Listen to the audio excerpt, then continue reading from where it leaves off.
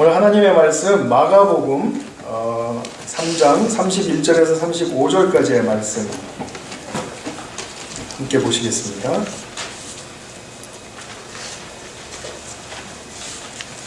31절부터 제가 읽고요. 35절은 우리 같이 한 목소리로 봉독하겠습니다. 그때 예수의 어머니와 동생들이 와서 밖에 서서 사람을 보내어 예수를 부르니 무리가 예수를 둘러앉았다가 여짜오되 보소서 당신의 어머니와 동생들과 누이들이 밖에서 찾나이다. 대답하시되 누가 내 어머니이며 동생들이냐 하시고 둘러앉은 자들을 보시며 이르시되 내 어머니와 내 동생들을 보라. 다같이 누구든지 하나님의 뜻대로 행하는 자가 내 형제요 자매요 어머니이니라. 아멘. 우리 지난주의 설교에 이어서 하나님의 말씀을 같이 한번 상고해 보고자 합니다. 하나님께서 우리에게 주신 선물이 참 많죠. 그 선물이 소중할수록 그 선물의 의미는 아주 층층이 이렇게 감싸여져 있는 것 같습니다. 그래서 그 선물을 받고 난 다음에도 우리는 그 층층이 감추어진 의미와 가치들을 이제 찾고 또 끌러가면서 이렇게 그 진가를 깨닫게 되면 정말 그 선물로부터 오는 그 힘이 있죠. 기쁨이 있고요. 근데 선물을 받았는데도 그 층층이 감추어진 그 가치들을 잘 찾지를 못하고 그리고 어느 단계에서 이렇게 정체되어 있으면 그러면 사실 그 선물 자체가 이거 좀 중압감이 느껴지고 부담이 될 수도 있겠죠. 하나님의 선물은 참 오묘한 것 같습니다. 하나님의 선물이라는 것은 일회성 선물이란 없습니다. 항상 평생 선물입니다. 그렇기 때문에 하나님이 일단 주신 것들은 내가 평생 끌어안고 살아야 되는 것이고 그 평생 끌어안고 살아가는 과정 중에 하나님의 길을 잘 찾고 하나님의 마음에 합당하게 따라가면 그러면 그 진가와 가치가 우리에게 계속해서 열림으로 그 선물의 축복은 이루 말할 수 없이 상승되고 풍성해지는 것이죠. 하나님이 주신 선물은 여러 가지가 있지만 가장 중요한 것이 저는 가정과 교회라고 생각합니다.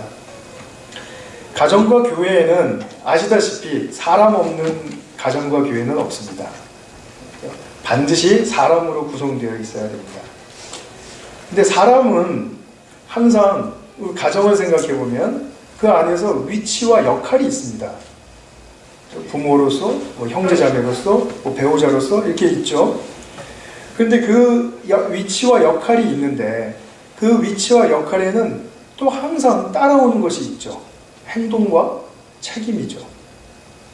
그 행동과 책임에 정말 우리가 어떻게 이것을 감당해야 할 것인가 하는 그런 부분은 이 가정이란 선물의 의미를 끌어가는데 아주 굉장히 중요한 그런 통로가 될 것입니다.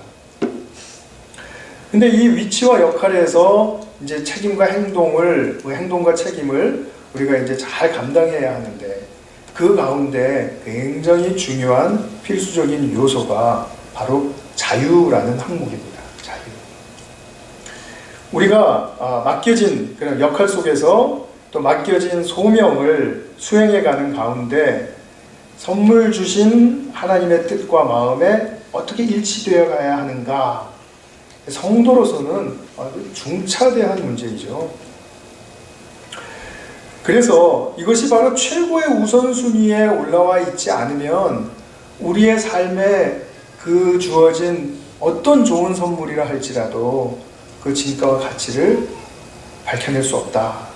이렇게 생각을 하셔도 무방할 것입니다.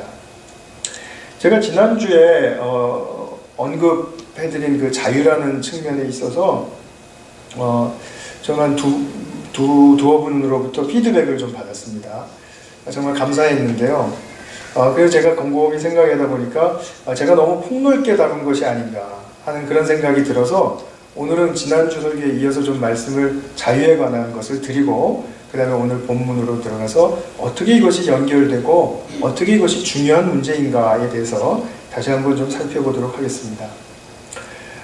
지난주에 사티어라는 사람이 이제 우리가 허용해 주어야 할 자유가 5가지가 있다. 이렇게 말씀을 드렸는데 그 5번째 자유가 바로 이것이었죠. 그러니까 가족 이론이나라든지 뭐 배우자라든지 뭐 어떤 누구든지 간에 안전을 선택하여 항상 조심하는 것보다 자기 자신을 위하여 어떤 위험도 무릅쓸 수 있는 자유를 허용해 주어야 한다. 안전을 선택하여 항상 조심하는 것보다, 당사자 얘기입니다. 당사자가 그렇게 하는 것보다는 자기가 위험을 무릅쓰고 난 이거 그래도 하고 싶어 라고 하는 것을 허용해 주어야 한다.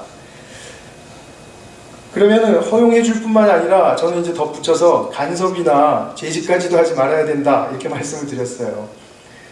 좀 어떻게 보면은 좀 너무 강압적인 그런 말씀처럼 들렸을 수가 있었을 것 같습니다.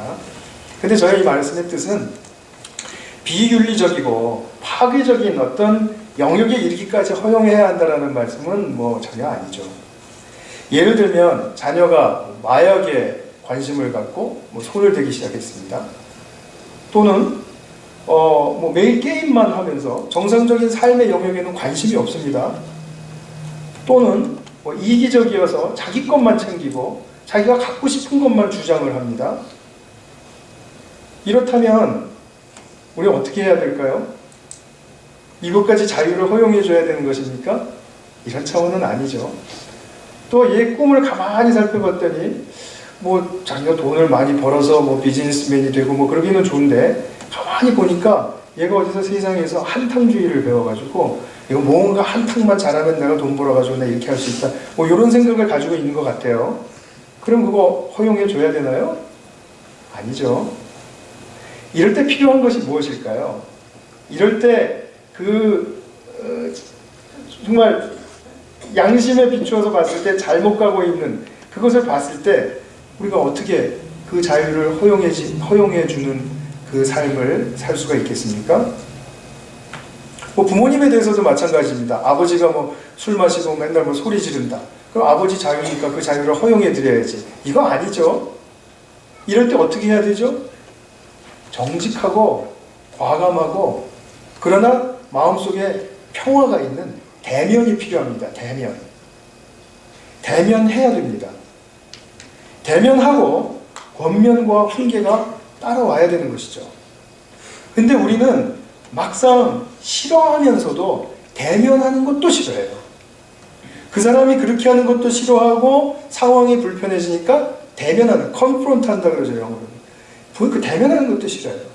힘들어지니까 내버려 두고 그리고 상대의 마음이고 자유다.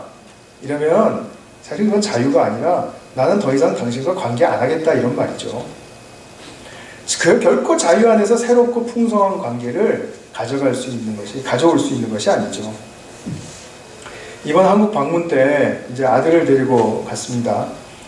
한 번은 이 아이가 약속 시간에 많이 늦었어요. 그래서 가족 전체 일정에 큰 지장을 가져왔습니다. 그 늦은 이유는 뭐 고의로 그런 것은 제가 아니라는 걸 압니다. 근데 자기 관리 부실에서 온 것이면 틀림없었습니다. 근데 이 아이가 미국에서는 아직도 23살에 갔는데 한국 가니까 25인 거예요. 25살짜리 아이를 아이가 아니죠. 이거 다 장성한 애인데 이 아이는 내가 어떻게 할까를 엄청 고민했습니다. 그러면서 고민하는 중에 이제 늦어진 가족 모임 다 잘하고 그 다음에 이제 마치고 이제 돌아오면서도 또 뭐 우리 세 식구가 또 오손도손 얘기도 하고 이렇게 했는데 제가 아들과 대면할 기회를 내가 가져야 되겠다 이렇게 생각을 하고 있었습니다. 그러다 기회가 딱 왔습니다. 잠시 침묵이 흐르더라고요. 그래서 제가 딱 찾았습니다. 네가 잘못하고 있고 뉘우치고 있는 걸 알고 있어.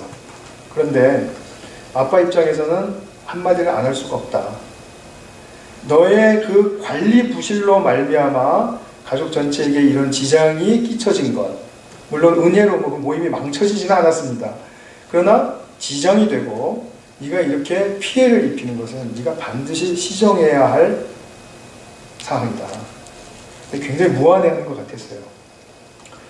근데 무안해하고 뭐를 떠나서 이 아이의 저는 자유를 침범한다는 생각하지 않았습니다. 오히려 이번 기회가 좋은 약이 되었으면 좋겠다는 생각을 했고 더 누구나 다 그런 바람을 갖고 얘기를 하겠지만 제 입장에서 정말 중요했던 건 뭐냐면 아들에 대한 제 양심이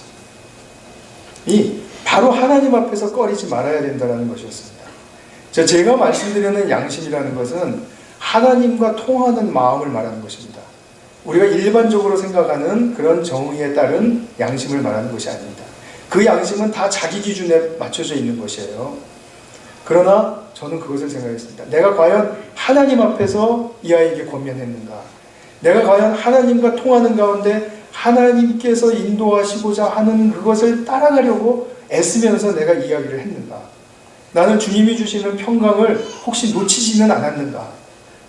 그리고 과격하게 불필요하게 이 아이에게 어떤 거부감을 일으킨다라든지 이렇게 한 나의 잘못된 부분은 없는가? 그런 부분을 점검하는 것이었습니다. 우리가 하나님을 모르는 사람들이나 아는 사람들이나 아니 자식이 잘못하면은 당연히 일깨워주고 그리고 고쳐야 된다라고 훈계하고 그리고 야단치는 거 그거는 양심에 걸리는 일이 아니에요 이렇게 말씀하실 겁니다. 그러나 거듭 제가 말씀드리는 것은 우리의 크리스천의 양심이라는 것은 자기 기준에 따른 양심이 아닙니다. 잠언에 보면은 자녀를 훈계하고 뭐 징계하고 뭐 체벌하고 뭐 때려도 안 죽는다 뭐 이런 말씀 많잖아요. 그것에 전제되는 기본이 무엇입니까? 전제되는 기본. 지난달 지지난달 많이 하셨잖아요. 뭐죠? 하나님을 경외하는 것. 하나님을 경외하는 바탕 위에 그 일이 일어나야 되는 것이지 결코 이렇게 하라 그런 데서 성경 그대로 따르면 뭐 이렇게 이거 뭐 성경 지침서가 아니죠, 그죠? 그런 의미에서는 하나님을 의식하지도 않고 자녀를 훈계하는 것이 맞기 때문에 옳기 때문에 했습니다. 그리고 다 이제 하나님 의식하지도 않고 이제 다 일을 저질러 버렸어요. 그러고 난 다음에도 이렇게 스스로 위로할 수 있습니다. 아 이거 하나님 성경에 나온 말씀 내가 그대로 한 거야. 하나님도 다 이해하실 거야. 하나님도 부모 되보셨으니까. 그런데 이상하네요. 그 하나님은 예수님 같은 착한 아들만 있어가지고 저 같은 상황 아마 이해하실지 못하실지도 모르겠네요. 뭐 이렇게 생각할 수도 있겠죠? 뭐 농담입니다. 이미 그 사람은 자신과 그렇게 나간다면 자신과 함께 그 자리에 함께 하셨던 하나님을 소외시키는 죄를 저질렀다는 것을 우리가 각성하고 놀라셔야 합니다. 성경 말씀은 인용하는 말씀이 아닙니다. 성경 말씀은 오늘 내가 지금 여기서 하나님과 더욱더 가까이 있도록 도와주는 어떤 하나님의 은혜로운 도구로서의 말씀이지 성경 말씀이 내게 그렇게 적용되어서는 안 된다는 거죠. 내가 옛날에 그 말씀 들었으니까 난 오늘 이렇게 한다. 이것은 아닌 것입니다. 이건 제가 뒤에서 조금 더 설명을 드릴 것입니다. 그럼 우리가 자유의 의미를 좀 다시 한번 되새겨 봐야 되겠습니다. 자유를 우리가 허용해 주어야 할 입장에서 깨달아야 할 진정한 자유의 의미가 무엇인가? 뭐 자유가 방종이 아니라는 것은 뭐 누구나 다 알고 계실 거예요. 근데 제가 가진 국어사전에 보니까 자유는 이렇게 정의되어 있습니다. 외부적인 구속이나 무엇에 얽매이지 아니하고 자기 마음대로 행동함 또는 그런 상태. 저는 이게 자유라는 말이 앞에 없으면 이게 도대체 방종인지 방치인지 잘 모르겠더라고요. 이 자유의 개념 완전히 깨부수셔야 됩니다. 이 자유 안에는 내용도 없고 목적도 시사하지 않습니다.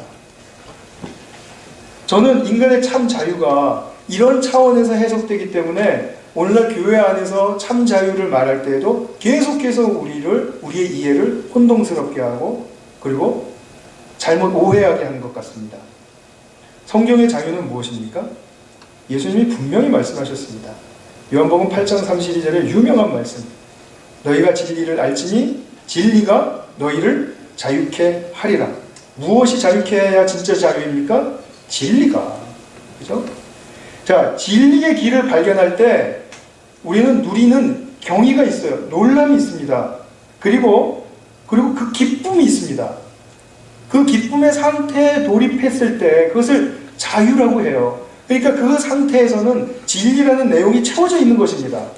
내 마음대로 하고 싶은 대로 하는 것이 아니라 또 진리가 우리에게 주어지고 그것이 맛이 보여지면 진리라는 것은 그 수준에서 그냥 끝나버리지 않습니다. 항상 우리를 더 깊은 진리로 인도하고 더 이끌어주기 위한 그런 힘을 가지고 있습니다. 진리는 그렇습니다. 그렇기 때문에 내가 진리 안에 들어와서 경의와 기쁨의 상태 속에서 그냥 정체되어 있는 것이 아니라 진리에 더 풍성하고 더 구체적이고 더 깊은 곳으로 들어가고자 하는 열정이 생긴다는 거죠. 소망이 생긴다는 거죠. 이것이 자유의 상태입니다. 그렇기 때문에 진리의 목적은 더 깊은 진리여야만 해요. 예수님이 말씀하시는 것이 그것입니다. 예수님이 8장 32절에서 이 말씀을 하신 그 전후 맥락을 이렇게 잘 살펴보시면 바리새인들과 대면하면서 대화하신 내용이라는 것을 쉽게 아실 수가 있습니다. 예수님의 이 말씀은 그 바리새인들이 거짓된 길을 가고 있지만 자기들은 그리고 스스로 자유하고 자기들은 믿음의 참 자손이라고 말하고 있지만 그러나 너희들은 지금 진정으로 참 길을 못 찾고 있지 않느냐. 하나님이 보내신 자 예수 그리스도를 지금 보고서도 못 알아보고 있지 않느냐. 그러니까 진리를 못 본 것이고 그 진리를 못 봤으니까 자유하지 못하는데 너희들은 지금 자유하고 있다라고 말하면 그거는 틀린 말이다. 거짓말이다. 이 말씀을 하고 있는 거죠. 그러면서 하시는 말씀이 거짓된 삶으로 풀림이 있어야만 자유가 있는 것이다. 예수님은 결코 바리새인들이 자기 멋대로 종교적인 의의를 세우고 기준을 세우고 그리고 자기들이 비판하고 정죄하고 하는 그런 삶에 대해서 자유하는 삶을 살고 있다고 말씀하시지 않았습니다. 오히려 너희 아비 마귀의 거짓에 속박된 종이라고 말씀하셨죠. 자, 우리가 이 배경을 가지고 한번 생각을 해보겠습니다. 하나님 앞에 내가 바른 양심을 가지고 있다. 하나님과 통하는 교통과 교제에 지금 마음을 회복했다. 세워져 있다. 그럴 때 가족 일원이 얼마나 이 세상의 유혹과 그리고 헛된 가치관에 빠져있는 그러한 말과 계획과 생각을 가지기가 쉽습니까? 물론 자신도 포함해서겠죠. 그 현실을 우리가 바로 본다면 그 가족 일원의 자유를 허용해 준다는 의미가 뭐죠? 먼저 진리를 발견할 수 있도록 도와주는 것이죠. 진리를 발견할 수 있도록 도와줄 때 우리가 해야 될 일은 무엇이죠? 사랑이죠. 사랑해줘야죠. 근데 사랑한다는 말이 무슨 뜻입니까? 인내해주는 것, 기다려주는 것, 이런 측면이죠. 그러나 때로는 앞서 말씀드린 것처럼 훈계와 또 징계로 해야 할 필요도 있고 또 때로는 내 자신의 삶이 진리의 거울이 되어 주어야죠. 그래야 쉽게 진리의 길을 보고 따라올 수가 있게 되는 것이죠. 그래서 이 진리를 찾도록 도와줄 때 우리는 다양한 방법이 이제 동원될 것입니다. 다양한 방법이 동원될 때는 뭐 무조건적으로 허용해주는 그런 측면도 있지만 또 가서는 체벌을 해야 할 경우도 있는 것이죠. 어쨌든 간에 내가 사랑과 인내와 그리스도의 품성으로 그 일을 해주고 있다는 것에 대해서 그 상대가 나의 진실을 안다면 그가 나의 삶에 대한 진실과 지혜는 바로 이런 측면이 되지 않을까?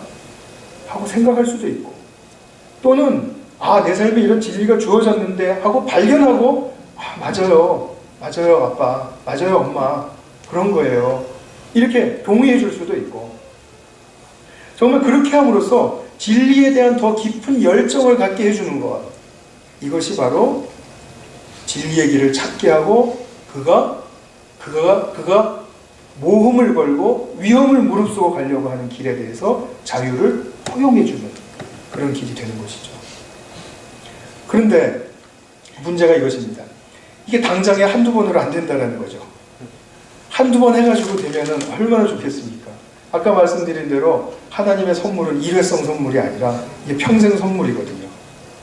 그렇기 때문에 그가 장성할 때까지 어느 정도 또 기다려줘야 되고 또 무르익을 때까지 또 다 기다려줘야 하고 그런 그 긴 과정을 지나가야 하기 때문에 우리가 이런 성경적인 그 가르침에 입각한 우리의 이 양심에 바르게 세워지는 태도가 내적으로 자꾸 구축되는 것이 너무나 중요한 것입니다. 내적으로 구축되는 양심이라는 것은 무엇이었죠? 늘 하나님 앞에 통하는 마음으로 세워져 있는 것. 그것이죠. 그래서 이것을 위해서 이 태도를 이제 구축을 해 나가야 할 터인데, 이것을 위해서 예수님은 매우 중요한 말씀을 한번 좀 같이 상고해 보고자 합니다. 진리 안에서 가족이 진실로 자유가 허용되고 또 도움을 받을 수 있는 그런 길이 과연 무엇인가? 그것을 좀 지금까지 말씀을 드렸지만 그걸 또 정리를 해서 조금 더 말씀을 드리고자 합니다. 오늘 예수님의 본문 말씀에 보시면 많이 들었던 말씀이세요. 누가 내 진정한 모친이고, 누가 내 진정한 형제고 자매이고, 누가 내 진정한 가족인가? 누가 내 진정한 아들이고, 누가 내 진정한 딸이고, 누가 내 진정한 남편이고 아내인가? 누가 진정한가? 누굽니까? 같이 읽으셨죠? 하나님의 뜻을 따르는 자. 하나님의 뜻을 따르는 자가 진정한 내 가족이다. 그러면 우리 가족은 아직 하나님의 뜻을 따르고 있지 않으니까 내 진정한 가족 아니다. 하나님의 뜻을 따르는 이제 사람을 만나서 내가 그 사람을 가족을 삼고 살아야 되겠다. 이런 엉뚱한 생각하라고 이런 말씀하신 거 아닌 거 아시죠?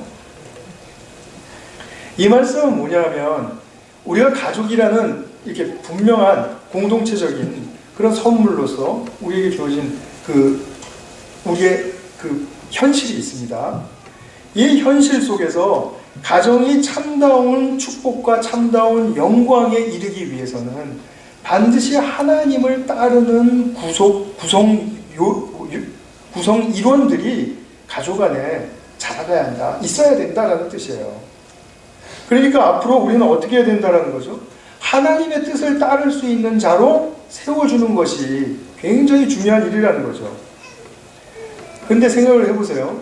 이 세상에서 이 세상에 여러 공동체가 많은데 그 공동체 중에 가장 친밀하고 가장 정말 수백 번 수천 번을 싸워도 안 깨지는 그 강렬한 유대감을 가지고 있는 공동체가 무엇입니까? 자신이 없으신가 봐요? 가족이잖아요. 가족인데 그런 가족 관계에서조차도 하나님의 뜻이 무시되는 가족은 참가족일 수 없다. 예수님의 말씀은 굉장히 레디컬하고 굉장히 받아들이기도 힘들고 말하기도 힘든 이야기입니다. 사실은 그냥 우리가 종교적으로 이렇게 돼야 된다라는 그런 지침을 말씀드리기 위해서 하는 말이라면 얼마든지 할 수 있겠지만, 실질적으로 내 삶의 영역 속에서 내 가족이 하나님의 뜻을 무시하는 가족은 참가족일 수 없다라고 얘기를 듣는다는 것은 정말 사실 너무 섬뜩하기도 하고 받아들이기 힘든, 거부감 생기는 말이죠. 아마 예수님만이 이런 말씀 하실 수 있을 것 같습니다. 잘 나가시다가 항상 이렇게 크게 치시거든요. 근데 하나님의 뜻대로 행한다. 가족관계에서 가장 중요한 것은 뭐냐면 하나님의 임재를 의식하는 것입니다. 가족 관계 속에서. 그러므로 하나님의 뜻을 묻고 구하는 것입니다. 다 아시죠? 이 일을 함에 있어서 하나님과의 관계가 분명해야 하고 양심이 바르게 세워져야 합니다. 포인트는 이것입니다. 우리가 특별한 일, 또 위기가 닥치면 하나님 임재가 우리에게 필요합니다. 하나님의 그 임재의 도우심 우리 가정에 임하게 하옵소서, 이렇게 기도하죠. 특별한 경우에 기도할 수 있는 내용입니다. 그러나 하나님의 임재는 이미 우리와 함께하고 계십니다. 하나님이 내게 가까이 계시다라는 말씀이에요. 하나님이 나의 호흡과 이미 함께하고 계시고 하나님이 공기진동과 이미 나와 함께하고 계신다는 것이죠. 이미 함께하고 계신다는 뜻이에요. 그것을 우리가 놓쳐버린다 이 말입니다. 그 놓쳐버리는 것이 아까 앞서서 말씀드린 것처럼 얼마나 위험한 일인가, 얼마나 그것이 죄의 뿌리가 되는 일인가를 말씀드리고 싶어요. 그 일은 하와와 아담 이래로 잘 안 되는 일이기 때문에 그렇습니다. 하와와 아담 이래로 잘 안 되는 치명적인 일이 뭐냐면 마치 하나님이 계시지 않는 것처럼 생각하고 행동한다는 것입니다. 특히 가족들 대할 때. 왜냐하면 너무 친밀하니까. 그리고 너무 해오던 습관과 그것이 배어 있으니까 그냥 자기도 모르게 튀어나오는 거죠. 하나님을 생각할 겨를이 없다 이거죠. 그러니까 주님께 대한 순간적인 의지가 없습니다. 주님께 대한 민첩한 간구가 없다는 거죠. 자녀를 사랑할 때조차도 하나님께서 이 아이를 주신 것에 대한 어떤 순간적인 감사와 그 감사에 이렇게 감동이 되기보다는 어떤 내가 내 애가 이렇게 예쁘다니 도치적인 감성에 빠지곤 한다는 거죠. 예쁠 때만 미피할 때는 또 그것도 아니고요. 근데 우리 생각해 보세요. 하나님을 안 계시는 것처럼 치부하고 행동한 역사의 첫 주인공은 누구입니까? 누구입니까? 창세기 3장에 나오는 뱀입니다. 뱀. 마귀로 상징되는 뱀. 제가 창세기 3장 이야기 정말 많이 말씀드리잖아요. 그 이유는 이것입니다. 창세기 2장과 3장 안에는 인간에 관한 모든 속성과 인간에 관한 모든 문제와 인간에 관한 모든 해결과 인간에 관한 모든 미래의 운명이 제시되어 있습니다. 말하자면 우리 인생의 원형이 바로 창세기 2장 3장에 담겨져 있습니다. 그렇기 때문에 성도님들도 어떤 인간의 문제가 무엇인가 이거를 헤아리실 때는 반드시 창세기 2장과 3장을 계속 깊이 묵상해 보십시오. 이것이 나에게만 있는 문제가 아니라 인류 보편적으로 있는 문제이고 이것은 얼마나 심각한 문제인지를 아실 수 있게 될 것입니다. 그래서 창세기 3장으로 돌아가 보면 이러하죠. 하나님께서 다른 모든 실과는 먹되 동산 중앙에 있는 선악을 알게 아는 나무의 열매는 먹지 말라. 자, 그리고 나서 뱀이 그 말을 압니다. 아는데 그리고 뱀이 출현해서는 누구에게로 갑니까? 여자에게로 가죠. 그리고 이렇게 물어봅니다. 정말 하나님이 너희에게 동산 모든 나무의 열매를 먹지 말라 하시더냐? 왜 이 질문을 여자에게 하죠? 자기가 정말 이것에 대해서 궁금했다면 누구에게 물어야 합니까? 말씀을 하신 하나님께 물어야 되지 않습니까? 근데 하나님께 물어보지 않고 왜 여자에게 가서 물어보냐 이것이죠. 의도적으로 하나님이 안 계시는 것처럼 속여보려고 하는 것이죠. 맞습니까? 그러면 하와가 뭐라고 대꾸해야 맞죠? 하나님이 말씀하신 걸 왜 너 이상하다. 나한테 물어. 하나님한테 가서 물어봐. 이래야 맞는 거죠. 그런데 글쎄 죽을까 하노라 이랬단 말이죠. 그러고서는 하나님과 같이 된다니까 턱속 집어 먹어버렸습니다. 친구가 되어버린 것이죠. 똑같이 하나님을 무시한 것이죠. 하나님이 엄연히 동산 안에 계시고 다 듣고 계시고 다 보고 계시는데도 뱀은 의도적으로 하나님의 임재를 무시합니다. 여기서 하나님의 1차 소외가 일어났습니다. 하와가 맞장구 치면서 뱀의 말에 넘어가고 그리고 뱀과 친구가 되자마자 하나님 또 소외당하셨습니다.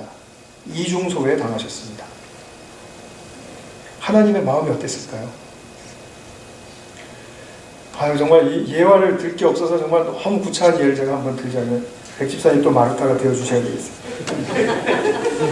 백집사님이 저한테 와서 목사님 요새 몸이 좀 정말 좀 안 좋고 뭐 그러시진 않은데 그러실 예정도 아니죠. 그러시지 않는데 뭐 그랬다고 해보세요. 그래서 제가 집사님 내가 먹는 비타민이 있는데 아주 잘 좋은 것 같아요. 이거 한번 드셔보세요. 그리고 들었는데 옆에서 이종호 집사님이라고 하죠. 이종호 집사님 동갑이시거든요. 이종호 집사님 그 얘기를 제가 하는 얘기를 다 듣고서는 야 백집사 비타민 하루에 1kg씩 먹어봐 나아지나 테니스나 치러 가자. 그러고 이제 그러니까 백집사님이 그래? 그리고 테니스채를 잡고 쫓아갔습니다. 그러면은 이게 진짜 지금 이게 실감이 날지 안 날지 모르겠다는 말이죠. 이게 어떻게 했습니까? 저의 마음이. 2번 소외당한 거죠. 2번 따돌림 당한 거죠. 그죠? 그러면은 이제 저는 안갚음을 하려고 이제 계획을 세울 겁니다. 그랬지. 알았어. 하지만 하나님은 그냥 소외를 그대로 당하셨다는 거죠. 그리고 하나님을 떠난 그들을, 뱀은 말고라도요, 하와와 아담을 어떻게 특별하게 돌아오게 하시려는, 어떤 강압적으로라도 돌아오게 하시려는 그런 특단 조치를 사용하시지 않았다는 거죠. 그대로 소외를 당하셨고, 그대로 그냥 하나님은 당신의 그들의 자유를 허용해주는 길을 지금 보여주고 계셨습니다. 놀랍죠? 왜 그렇습니까? 왜 그대로 내버려 두셨습니까? 왜요? 강압적으로 듣고 강압적으로 돌아오는 것은 아무런 의미가 없기 때문입니다. 하나님 나라에서는 그러합니다.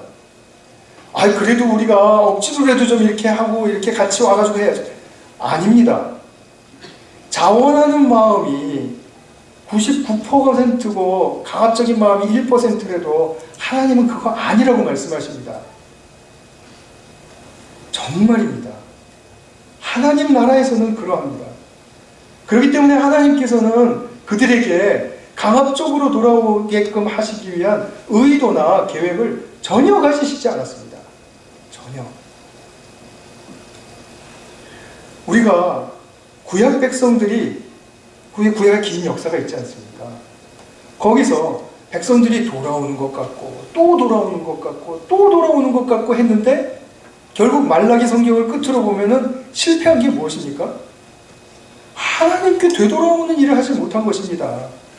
말라기 4장 마지막 부분에 엘리야를 보내주시겠다고 약속하신 그 약속의 목적은 무엇입니까? 아비의 마음으로 너희들을 돌이키게 하려고 엘리야를 보내주시겠다는 겁니다. 그 엘리야의 신명이 세례 요한이었고, 세례 요한은 그리스도를 가리키는 예언자였습니다. 이 뜻을 아시겠습니까? 하나님이 얼마나 많이 징벌하셨습니까? 얼마나 많이 야단치셨습니까? 그래도 사람은 끝까지 돌아오지 못한다는 것이 바로 구약성경의 결론입니다. 그런데 하나님은, 제가 아까 이제 자유를 허용하고 진리 얘기를 찾게 하는 것에 대해서 이제 몇 가지 말씀을 드렸는데, 무작정 내버려 두시거나 방치해 두시거나 관계를 아예 끊어버리시거나 이러시지 않고, 그리고 또 자원해서 돌아오라고 그렇게 말씀만 하시지 않고 하나님께서만 하실 수 있는, 하나님만이 행하실 수 있는 그 일을 준비하고 계획하고 완벽하게 이루어 놓으십니다. 그것이 무엇이죠? 십자가입니다. 인간이 정말로 이것을 보여주면 자원에서 돌아올 수밖에 없다라는 그 구원의 밑그림을 보이신다는 거죠. 자, 하나님께서 이렇게 말씀하시는 거죠. 뱀에게, 너는 나를 아예 의도적으로 없는 것처럼 따돌리고, 그리고 나로 하여금 내가 없는 자로서, 없는 존재로서 여기게 했다. 너는 그러니까 내 원수다. 그 원수, 너는 내가 괴멸하겠다. 우리에게 맡기시지 않았습니다. 원수는 당신의 손으로 처치하신다고 했습니다. 그리고 나의 백성들, 아담과 하와 이래 모든 자손들은 내게로 자원하여 돌아올 수 있도록 원수를 괴멸한 구주의 그 사역과 그리고 그 진실한 구원의 축복을 믿을 때 내게 돌아오는 길이 열려지고 보여질 것이다. 그러면 그때는 구주의 본을 따라서 너의 십자가를 지고 나를 따라오면서 내게로 돌아와라. 여기에 대해서 말씀하신 내용이 창세기 3장 15절의 원형 복음입니다. 말씀을 한번 읽어볼까요? 내가 이거 뱀이죠. 내가 너로 여자와 원수가 되게 하고 네 후손도 여자의 후손과 원수가 되게 하리니 여자의 후손은 네 머리를 상하게 할 것이요. 여자의 후손이란 말은 그리스도 구주. 네 머리를 상하게 할 것이요. 괴멸할 것이요. 너는 그의 발꿈치를 상하게 할 것입니다. 바로 이 말씀이죠. 그리고 나서 아담과 하와가 가죽 치마 다 떨어지고 일시적으로밖에 사용할 수 없었던 자기들이 지었던 나뭇잎 치마 다 벗어버리게 하시고 가죽 치마, 영구적인 치마를 입히십니다. 하나님께서 늘 하나님을 영원히 기억하라라는 은혜의 장치로서 그 가죽 치마 입히신 것입니다.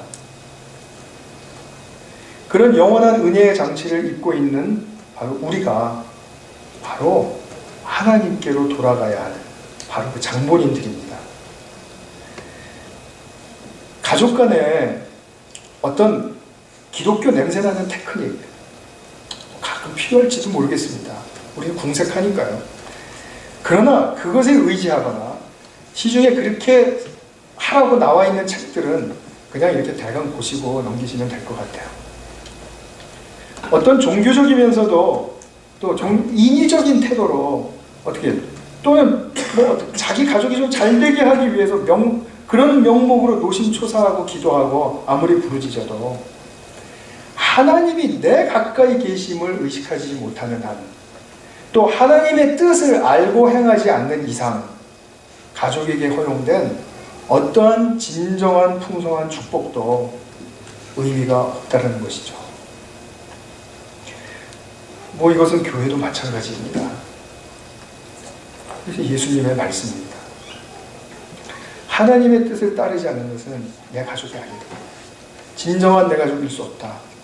그 말씀은 진짜 내 가족이 아니라는 말이 아니라 하나님의 풍요와 축복을 누릴 수 있는 하나님의 의도된 대로 지어져가는 가정은 아니다. 이것을 우리가 분명히 알아야 된다는 것입니다. 말씀을 맺겠습니다. 예수님의 가족과는 너무나 단순하고도 정말 너무나 힘이 있습니다. 가족과 교회까지 적용하실 수 있기를 바랍니다. 적용은 간단합니다. 기도이죠. 양심이 바르게 세워진 기도. 내가 우리 가족의 누구이든 또 교회의 누구이든 만나고 말할 때 하나님과 함께 계심을 더 깊이 의식하고 당신 뜻대로 말하게 하옵소서. 태초에 하와와 아담처럼 뱀의 말에 팔려서 함께 하심에도 불구하고 그 나쁜 질문에 홀딱 넘어가서 하나님을 소외시켜버린 것과 같은 상황을 이제는 이길 수 있게 하옵소서. 이것이 정말 간절한 소원이어야 됩니다. 오늘부터 이제 자녀들을 마주하실 때나 배우자를 마주하실 때나 또는 뭐 부모님을 마주하실 때나 정말 해오던 습성대로 하시지 마시고 한번 이런 부분을 내가 새롭게 한번 좀 잘 살아보겠다, 잘 해보겠다, 이런 어떤 각오로 한번 도전해 보시기 바랍니다. 정말 달라질 것입니다.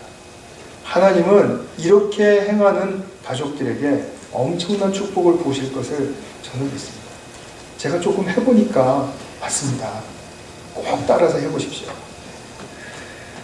정말 특별히 우리가 그런 민첩한 기도가 필요합니다. 순간적인 의지가 필요합니다. 그래서 특별히 훈계하거나 체벌할 때 더욱더 하나님 의지하셔야 되고 찾으셔야 되고, 성실나는 대로 말씀하시는 건 그건 아닙니다. 상대와 대면할 때 또 우리도 어쩔 수 없이 잔소리해야 하는 상황들이 오게 되어 있습니다. 그래서 잔소리할 그때도 하나님께 의지하는 심령, 하나님의 뜻에 따르겠다는 결단을 놓치지 마시기 바랍니다. 사랑과 인내로 가족이 무르익을 때까지 기다릴 때 그의 진리의 길을 위해서 자유를 허용하는 것은 하나님의 뜻대로 행하는가, 하나님의 뜻이 아닌 것으로 행하는가에 달려 있습니다. 본문 예수님 말씀을 꼭 기억하시고요. 정말 그렇지 않다면 예수님은 참 가족의 진가와 축복을 맛볼 수 없다고 말씀하신 그 암시하시는 그 메시지도 또한 정말 좀 다소 무겁게 들어주시기를 바랍니다. 하나님이 임재를 의식하고 행동하는 이 한 가지는요, 정말 우리에게 행복과 거룩을 가져다 줍니다. 이것을 꼭 믿으시고 이 거룩함이 저와 여러분들에게 정말 진실로 충만하기를 간절히 축원합니다.